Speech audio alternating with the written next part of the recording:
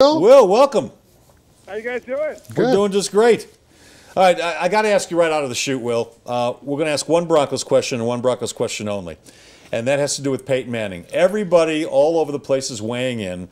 Some say that Peyton is about to take a precipitous fall. We're watching the beginning of a precipitous decline. Others are saying, have patience. I know he hasn't had very good games his last few outings, but he's Peyton Manning. He'll get his act together with his receivers, with his offense. Where do you fall? One side or the other, or somewhere in between? Well, going back and looking at the game against the Ravens, a couple things stood out to me, guys. One, I thought that Peyton Manning, by and large, looked like you would expect Peyton Manning to look at the beginning of the season, meaning he's a guy in his late 30s with less arm strength than he had in his 20s, like the rest of us, and at the same time, I thought that he looked like a guy in a totally new offense who's basically square pegging it in a round hole. I mean, this is a really, really good Ravens defense. Even losing Terrell Suggs, I think we're going to look back at that Broncos-Ravens game as one where Denver ran up against a very talented defense. Brandon Williams, Timmy Jernigan were creating havoc in the middle of the offensive line the entire game. And then you saw things throughout the game where, like at one point in time, the center looks left, or he goes to double team on another block, and it leaves a linebacker wide open to come in and blow through Peyton and knock him down. That's the sort of protection issue that you don't see if Peyton Manning is running the schemes and calling the audibles at the line and moving people around. And then the other thing, the one that blew my mind, was the play where Peyton freaking Manning. Oh, we know where you're going. Bootlegging out to his left to try and make a throw the run. Who's running that? Like, in what world is that offense supposed to work with Peyton Manning? It doesn't work like that. You can't have Peyton Manning doing that and expect to succeed. Now, the good news is, I think that at some point, and look, kudos to Peyton for taking this for the team and playing in that offense. I think that at some point he will get comfortable enough where this offense starts to hum and the offensive line will be comfortable enough in the system. But my big concern with Peyton is that if he gets sacked 4 times a game, he's not going to have that time to get comfortable because he's going to get knocked out for the rest of his life. All right, so it was only supposed to be one Broncos question, so I'll leave it at that. NFC Championship game last year, Green Bay, Seattle. Now there's a rematch, but this time there's no Cam Chancellor, and the Seahawks are coming off a loss in St. Louis. They could potentially start the season 0-2 and have this ugly Cam Chancellor thing hanging over them. What are you seeing for this matchup? I like Green Bay in this matchup, and I like Seattle to start 0-2 before the season began. I really did pick the Rams to win last week, if only because it sets up perfectly for the same narrative we had last year, which is Seahawks go 0-2, then everybody writes a column about how the dynasty is dead and you can bury John Snyder's, whatever it is. The reality is they could go to Green Bay and lose, because Green Bay is a very good team, especially offensively. You see, without Cam Chancellor, Nick Foles was able to throw deep on the Seahawks, and the Rams with Benny Cunningham are able to run effectively against the Seahawks.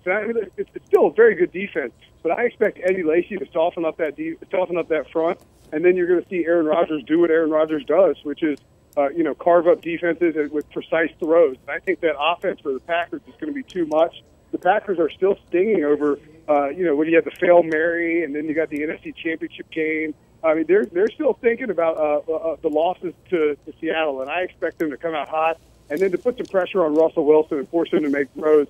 And if you can get up on the Seahawks, if you can take a lead on them, I realize that they came back on Green Bay, but that was largely thanks to conservative play calling by Mike McCarthy in the championship game. If you can get up on the Seahawks, you can put them in a position they don't want to be in offensively, where they have to lean on Russell Wilson. I think Green Bay will do that and come out winning by, let's say, a touchdown plus. He's Will Brinson of CBS Sports, and all of our guests are brought to you courtesy of Papa John's. Go to papajohns.com. Order pizza right now. Will, are the Buffalo Bills for real? Do you think this is a team that, over the long haul, can go toe-to-toe with the New England Patriots and vie for a division title this year? I think they're right there in the AFC wildcard hunt. I don't know. I've got the Patriots this weekend, and I'll hold judgment until I see a few more games of the Bills. A couple of things about that win over the Colts that stand out to me. One, going into it, if you looked at the matchups, you had to think that Buffalo should have been favored. New England, the problems with Indianapolis is that their offensive line isn't very good, and their defensive line isn't very good. They're not good against the run. They're not good against the pass rush. And you know what Buffalo likes to do? They like to run and they like to pass rush. So it seems to be a bad matchup in that case. I don't think that New England is necessarily the same matchup. They have a much better offensive line, even if it's young and in flux early in the season. And you got a team that is going to be able to. New England's going to put Rob Gronkowski and Scott Chandler on the field, and that limits the number of defensive backs that Rex Ryan can throw out there.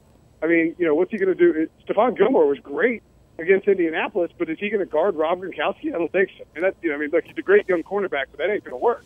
So they're going to have to figure out some way to use a linebacker and a safety on Gronk. That's going to leave Chandler able to get open. He's a big, tall dude too. They're going to be able to pound the ball. And use Deion Lewis, who, of course, he's great in New England. I mean, why wouldn't he be? To catch balls out of the backfield. I just think it's a different matchup defensively for the Bills. Tom Brady has traditionally owned the Bills and has done quite well against Rex Ryan. So I think that we'll see a little bit of the hype about Buffalo come back this week, but they're very much a wild card contender. Well, that was quite an indictment of the Indianapolis Colts. They're not good on the offensive line. They're not good on the defensive line. They can't win in the trenches. Are they not a Super Bowl caliber team right now? Well, they're also my Super Bowl representative for the AFC. so I guess that's not a good spot for me to put them in. Yeah, I mean, I think they are. I really think that Buffalo. I shouldn't say they're not good. I mean, they're not great. I mean, that's not their strength. I think Buffalo's strength and Indianapolis' weaknesses match up very well for Buffalo. So that's a bad team for them to face.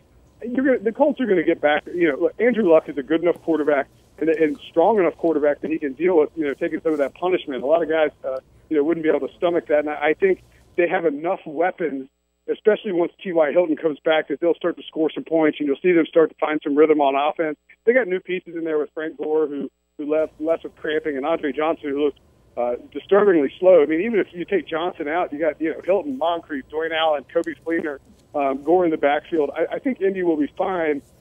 If they were in any other division, I'd be a little bit more worried. But that AFC South is pretty putrid. I mean, right now you're looking at the upstart team might be the Titans, led by Marcus Mariota.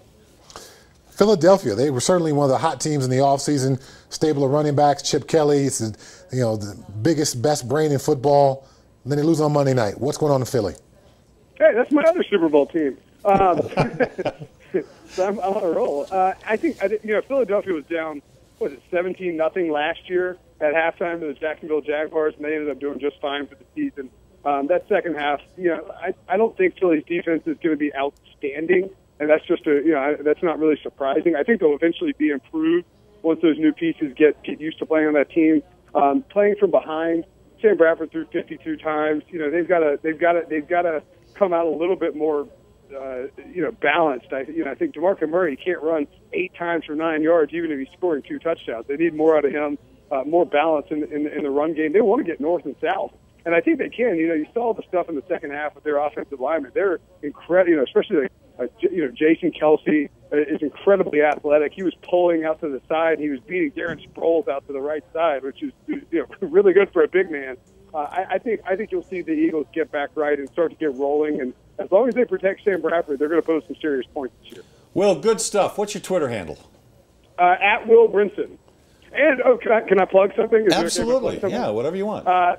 Every Thursday night, starting at 7 o'clock, starting at 7 o'clock Eastern time, we do Thursday Night Live on CBSSports.com. We do fantasy questions. It's me, Brady Quinn, Jamie Eisenberg, and Dave Richard, and break down the night's game. So 5 o'clock Denver time. Where are we going again for it? Just CBSSports.com, and you can stream it live there. Beautiful. Hey, Will, really appreciate your time. Thanks, Will. We'll be listening tonight. Yeah, thanks, guys. Take it easy. Have a good night. All right, Will Brinson of CBS Sports, that portion of the show.